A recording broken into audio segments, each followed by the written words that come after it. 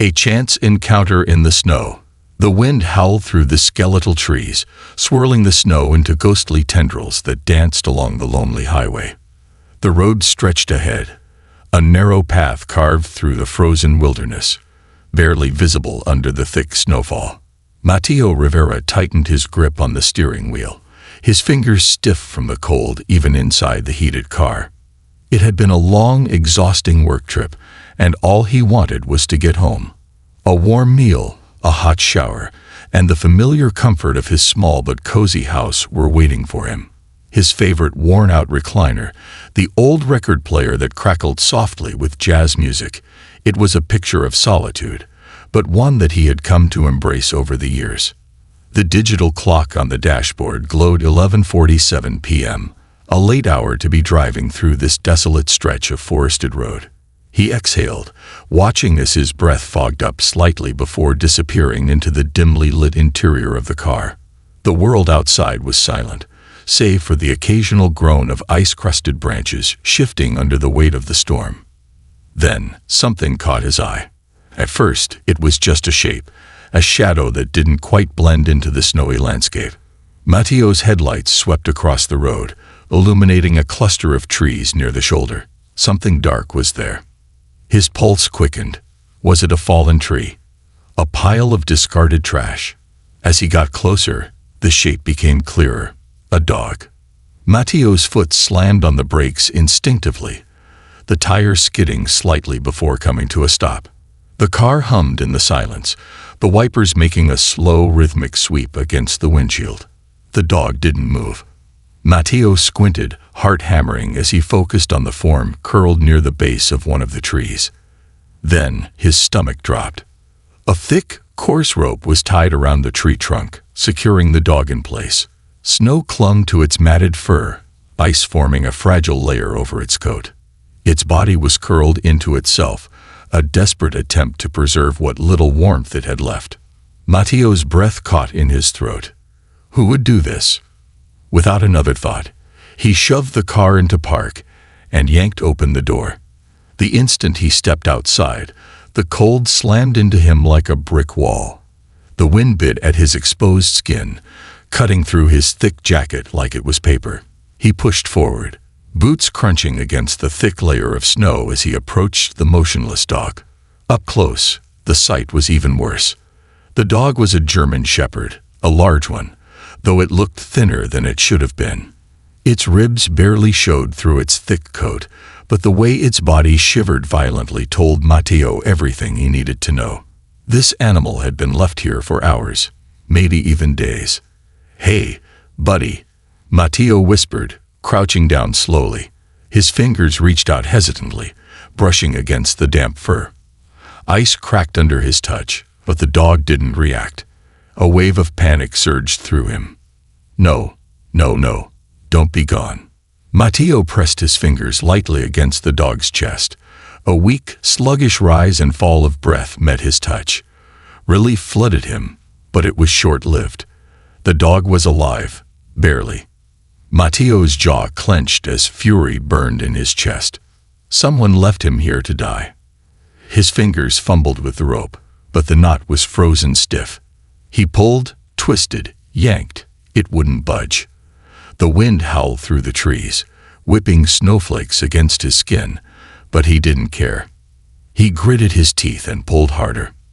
A soft whimper. Mateo froze. The dog's head shifted ever so slightly. Its eyes, dark brown and filled with exhaustion, cracked open just enough to meet his gaze. The connection lasted only a moment, but it was enough. "You're not dying tonight," Mateo murmured fiercely. Summoning all his strength, he twisted the rope one last time, and with a final jerk, the knot came loose. The rope slid away, and the dog's body slumped forward into the snow. Mateo barely caught him. He cradled the shepherd's heavy body in his arms, his breath coming in short, panicked bursts. The dog was ice-cold against his chest, his fur damp from the snow, his paws cracked and raw from the cold. Mateo didn't have time to think. He staggered to his feet, barely registering the sharp sting of the wind against his face as he hurried back toward the car. "Just hold on," he whispered desperately. As he reached the car, he yanked the back door open and gently laid the dog across the back seat, grabbing an old wool blanket from his trunk and wrapping it around him. The dog's breathing remained slow, barely there. Matteo climbed into the driver's seat, hands trembling as he turned the heat up to full blast. He pulled out his phone with numb fingers, quickly searching for the nearest emergency vet. 30 minutes away, his eyes flicked to the rearview mirror. The dog's chest rose and fell unevenly, his paws twitching slightly as if caught in a restless dream. He was running out of time. Without hesitation, Matteo shifted the car into drive, the tires spinning briefly before finding traction on the slick road. The headlights cut through the falling snow, illuminating the empty highway ahead. The world outside blurred as Matteo pressed the accelerator. He didn't know if the dog would make it. He didn't even know his name. But he wasn't going to let him die alone in the cold. Not tonight. The race against time. The tires screeched against the icy pavement as Matteo Rivera pushed his car to the limit, gripping the wheel so tightly his knuckles turned white. The German Shepherd lay still in the back seat, his breath slow and uneven, his body wrapped in the wool blanket Matteo had grabbed from the trunk. "Just hold on, buddy," Matteo muttered, his voice a mix of desperation and determination. The digital clock on the dashboard read 12:14 a.m. The vet clinic in Greenville was still 20 minutes away. He stole a glance at the rearview mirror. The dog's body barely moved. His eyes were half-lidded, barely registering the warmth from the heater. He was slipping away. Matteo's chest tightened. The roads were nearly deserted, but the storm had only worsened. The snowfall thickened, swirling like a ghostly curtain across the darkened road. The car's high beams barely pierced the haze, and Matteo could feel the wheels struggling to grip the pavement beneath the growing layer of ice. His foot pressed harder on the gas pedal. He had no choice. Another soft whimper rose from the back seat. Matteo's heart clenched. He didn't know why this mattered so much, why saving this one dog felt like the most important thing he had ever done. But something in those dark, exhausted eyes had spoken to him, pleading silently for help. And Matteo had never been the kind of man to ignore a call for help. Suddenly, a light flashed ahead, dim at first, but growing brighter. Matteo squinted. A gas station. A thought struck him. He needed help now. His tires skidded as he turned sharply into the station's lot. The fluorescent lights buzzed overhead, their glow casting eerie shadows across the empty pavement. The place looked almost abandoned, save for an old man behind the counter, sipping from a styrofoam cup. Matteo didn't even bother turning off the engine. He threw the car into park, yanked the door open, and rushed inside.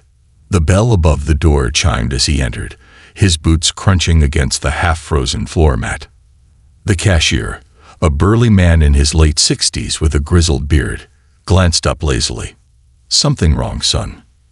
Matteo inhaled sharply, trying to keep his voice steady. "I need help. There's a vet nearby, but I don't think he'll make it." The man frowned, setting his cup down. "Vet's about half an hour south. But at this hour..." He shook his head. "They're closed. Maybe open at sunrise." Matteo's stomach twisted. "I don't have until sunrise." The man studied him for a long moment, then nodded toward the car. "Dog's in bad shape." Matteo exhaled shakily. "Freezing. Weak. Barely breathing. I need..." He hesitated.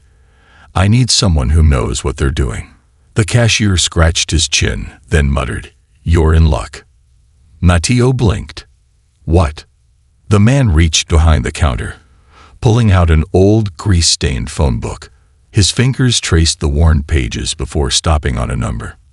"There's a lady who lives up the mountain. Calla Devereux." The name hit Matteo like a punch to the chest. His throat tightened. Calla. Of all people. He hadn't spoken to her in years. He almost didn't want to. But this wasn't about him. Matteo swallowed hard. She still lives there." The old man smirked. "Never left. and she still runs that animal shelter up in the hills.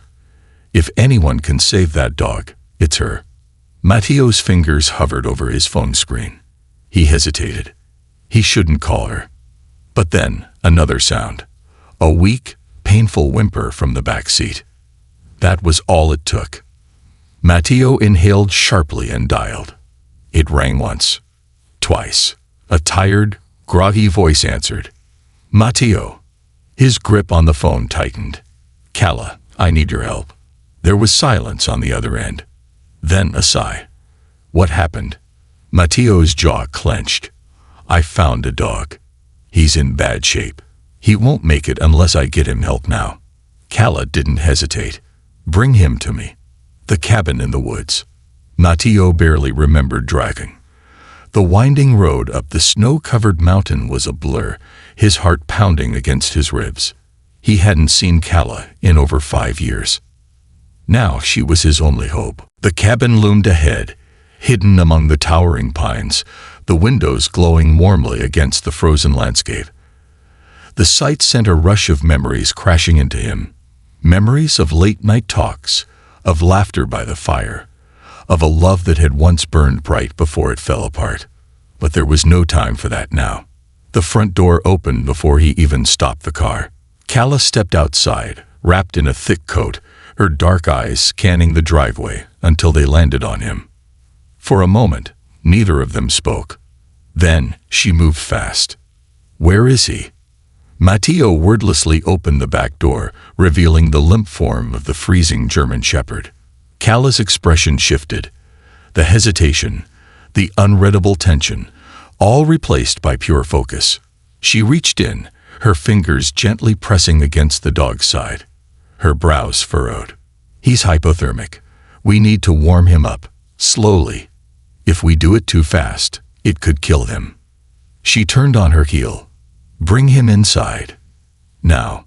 Matteo lifted the dog into his arms. He felt even lighter now, as if whatever life was left in him was fading fast. As soon as he stepped into the cabin, a rush of warmth hit him. A fire burned in the stone fireplace, casting flickering shadows across the wooden walls. The smell of lavender and old books filled the air. Nothing had changed. He laid the shepherd on a thick fur-lined rug near the fire. Calla knelt beside him, her movements quick and efficient. He needs fluids, she murmured, reaching for a syringe. And we need to check for frostbite. Matteo nodded, watching as she worked with silent expertise. She massaged the dog's paws, feeling for circulation, then slowly draped heated towels over his fragile body. The shepherd whimpered softly but didn't move. Calla glanced up. What's his name? Matteo hesitated. I don't know. Calla looked at him. Then we'll give him one. Matteo stared at the dog, at the fighter who refused to die in the cold. He exhaled. Atlas. A flicker of approval crossed Calla's face. Atlas it is. She placed a gentle hand on the dog's slowly rising chest, her voice softer now. He's got a long way to go, Matteo. But if we do this right, she met his gaze. He might just make it. For the first time that night, hope bloomed in Matteo's chest. Atlas wasn't gone yet, and neither was this moment. A new beginning. The night stretched on as Matteo and Calla fought against time. The crackling fire cast long shadows across the cabin walls, flickering in rhythm with the quiet desperation that filled the room.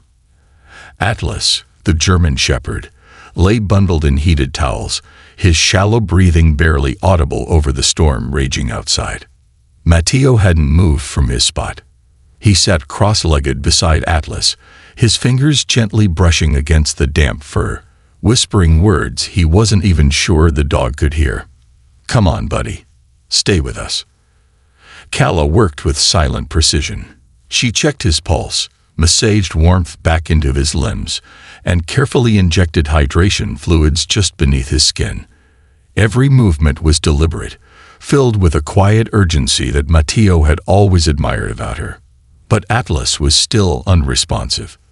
The fear gnawed at Matteo's gut. They had done everything they could. Now, it was up to him. The waiting game. Matteo didn't know how much time had passed. Minutes? Hours? All he knew was that exhaustion was pressing down on him like a heavy weight. His head rested against the edge of the couch, his body slouched on the floor, but sleep wouldn't come. Calla had retreated to the kitchen, giving him space. He could hear her muttering softly to herself, cleaning up the supplies, the rhythmic clink of bottles and gauze, the only sound breaking the heavy silence. His mind wandered, to the moment he had found Atlas in the snow, to the raw, helpless look in the dog's eyes, to the way Calla hadn't hesitated to help, even after all these years. Matteo exhaled shakily, rubbing a hand over his face. What if Atlas didn't make it? He wasn't sure he could take another loss. Then, a sound. A soft whimper. Matteo froze. His eyes snapped to Atlas, his pulse hammering. The dog stirred. His body shuddered beneath the layers of warmth, his paws twitching slightly. His ears flicked, and then, ever so faintly, his tail moved. Matteo's breath caught in his throat. Calla. His voice was barely above a whisper. She rushed in instantly, kneeling beside him. Her fingers pressed against Atlas's chest, then his neck. His heartbeat was stronger. His breathing had steadied.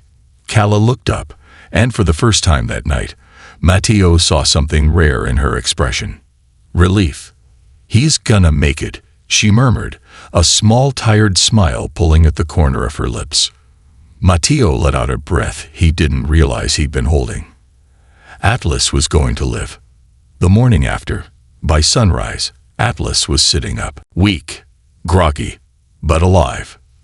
Matteo watched as the dog blinked sluggishly, adjusting to his surroundings. His golden brown eyes met Matteo's, filled with a soft confusion, as if he couldn't believe he was still here either. A deep warmth spread through Matteo's chest. "Hey there, buddy." His voice was hoarse from lack of sleep, but lighter somehow. Atlas's ears twitched. And then, in the smallest movement, he nudged his nose against Matteo's hand. Something in Matteo broke open. A laugh, soft and breathless, escaped him. He ran his fingers through the dog's fur, his heart swelling. "You're one tough guy, aren't you?" Calla leaned against the counter, arms crossed, watching the scene unfold. There was a knowing look in her eyes. Matteo caught it instantly. "What?" he asked. Calla tilted her head, a smirk tugging at her lips. "You're keeping him." Matteo blinked. "I'd what?" "No, I mean." He glanced at Atlas. The German shepherd was staring at him expectantly, as if already attached. Calla arched an eyebrow. Matteo sighed. Who was he kidding? Yeah, he was keeping him. More than just a dog. Atlas recovered quickly. Within a few days, he was strong enough to walk again. His appetite returned. His tail wagged more often. But the biggest change wasn't in him. It was in Matteo. For years, Matteo had drifted. He had buried himself in work, in distractions, in anything that kept him from confronting the emptiness inside. But Atlas, he had changed everything. The dog had needed him that night. But the truth was, Matteo had needed him too. And maybe, just maybe, that night had led him exactly where he was supposed to be. A goodbye that wasn't. On the morning Matteo was set to leave Calla's cabin, he stood by his car, Atlas sitting loyally by his side. The dog still looked lean, still had healing to do, but his eyes were brighter. He was no longer a ghost of himself. Calla stood at the doorstep, her hands in her coat pockets, the wind ruffling her hair. "You sure you don't want to stay a little longer?" she asked. Matteo hesitated. Did he? He had spent years running, from his past, from himself. But now, standing here, everything felt different. He looked at Calla, at Atlas. Then he smiled. "I think I'll be back soon." Calla smirked. "I'll hold you to that." With a final nod, Matteo opened the car door. Atlas jumped in immediately, curling up in the passenger seat like he had always belonged there. Matteo ran a hand over his fur, exhaling. Then, as the sun rose over the frozen hills, he put the car in drive and headed home. Only this time, he wasn't alone anymore. This concludes the story. Thank you for watching until the end. I hope you found it enjoyable. If you did, please consider liking the video and sharing it with your friends. Don't forget to subscribe to our channel and activate the notification bell for more captivating stories. Have a great day.